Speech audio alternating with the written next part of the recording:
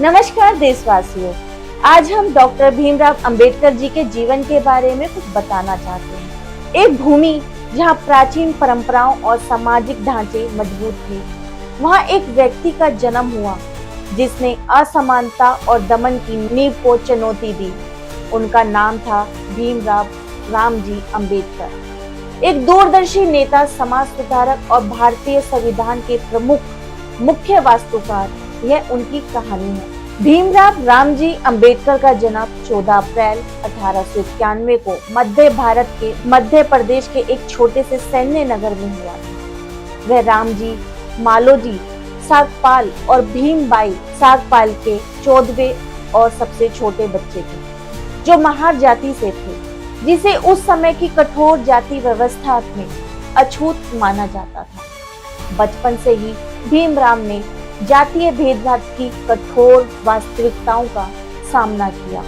उनके परिवार, जो शिक्षित था और समाज के मुख्य धारा से अलग किया गया।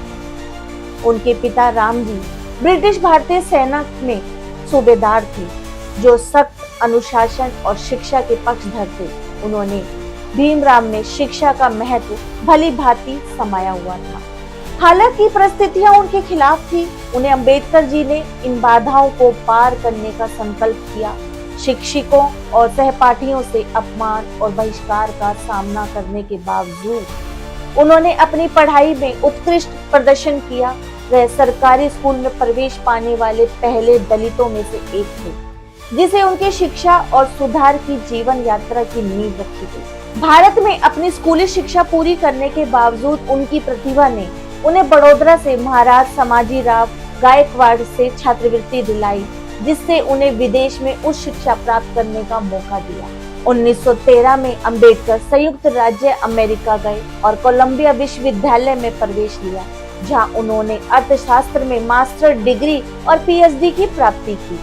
कोलंबिया में उन्होंने प्रगतिशील विचारकों के मार्गदर्शन में अध्ययन किया, जिससे उनकी समानता और न्याय की सोच को गहराई में प्रभावित किया।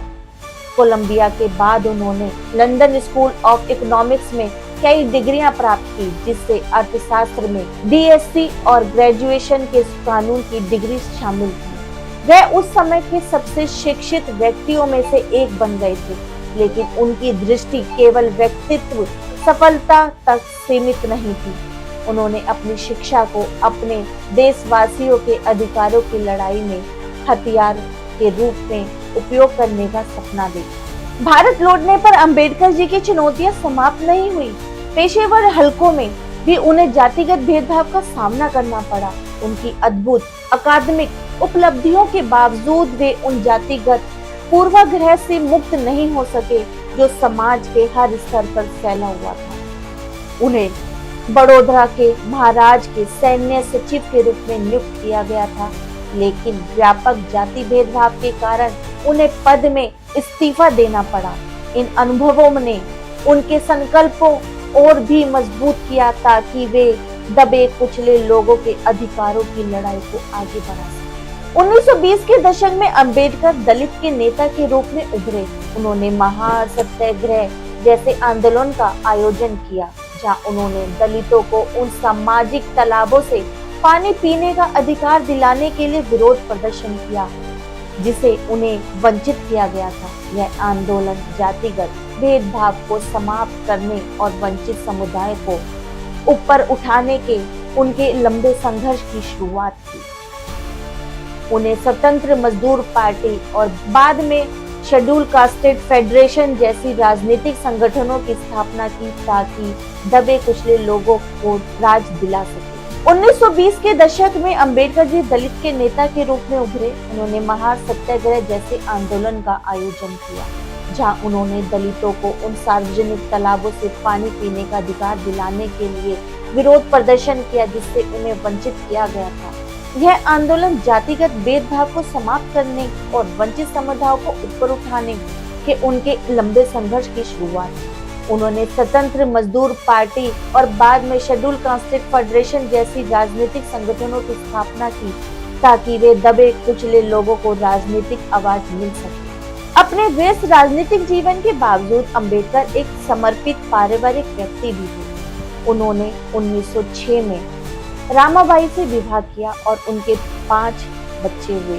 हालांकि केवल उनका बेटा यशवंत ही दशकता तक जीवित रहा।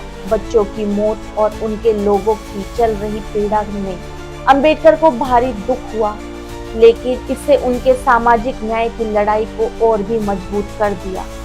अपनी पत्नी रामाबाई का 1935 में लंबी बीमारी के बाद निधन हो गया। बाद में अंबेडकर जी ने 1948 में डॉक्टर शारदा कबीर से विवाह किया, जिन्होंने उनके अंतिम वर्षों में उनकी मदद की जब उनका स्वास्थ्य बिगड़ने लगा। भीमराव अंबेडकर जी की सबसे बड़ी विरासतों में से एक भारतीय संविधान के मुख्य वास्तुकार के रूप में उनकी भूमिका थी।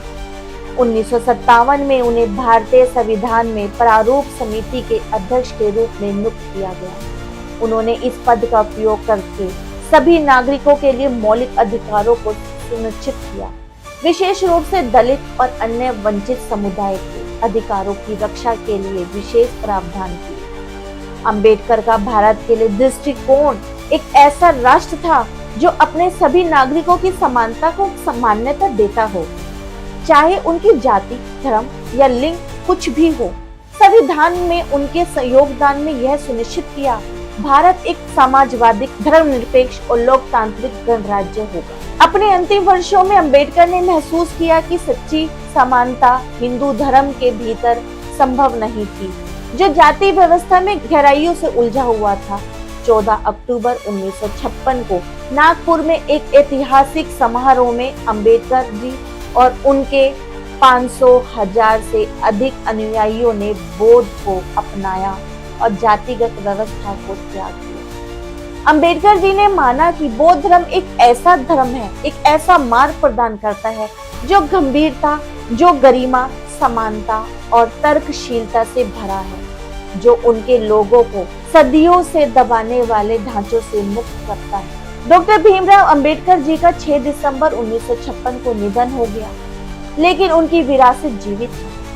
आज उन्हें न केवल भारतीय संविधान के जनक के रूप में याद किया जाता है, बल्कि मानवाधिकारों, सामाजिक न्याय और समानता के महान योद्धा के रूप में याद किया जाता है।